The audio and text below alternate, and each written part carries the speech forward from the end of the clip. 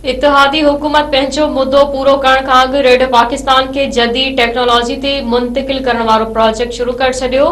उन सिलसिले में इत्तलात वारी वफ़ाक़ी वज़ीर मरियम औरंगज़ेब अॼु radio Pakistan Islamabad headquarters radio खे पुराणी टेक्नोलॉजी मीडियम वेब्स ऐं शॉर्ट वेब्स खां जदीद तरीन technology DRM digital radio module ते मुंतकिल करण वारे प्रोजेक्ट जो इफ्तिताह कयो।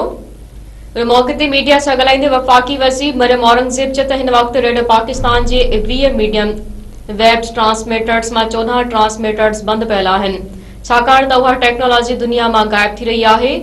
DRM टेक्नोलॉजी अचण सां रेडियो पाकिस्तान जी नशरियात हिक ई वक़्त समूरी दुनिया में घटि 52 मुल्कनि में ॿुधी सघिबी।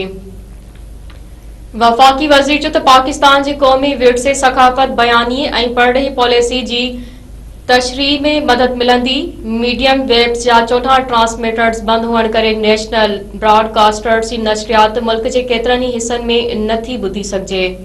नई टेक्नोलॉजी अचण सां बिजली जी 30% बजट थींदी। मरियम औरंगज़ेब चयो त रेडियो खे पंहिंजे पेरनि ते बीहारण लाइ इत्तलात वारी वज़ारत ख़ासि पैकेज ॾिनो आहे जीअं हिननि जी पघारनि ऐं बक़ाया जात जा मसइला हल थी सघनि। उन जो वधीक चवण हो त रावत वारे इलाइक़े में पाकिस्तान जो पहिरियों मीडिया सिटी क़ाइम कयो पियो वञे।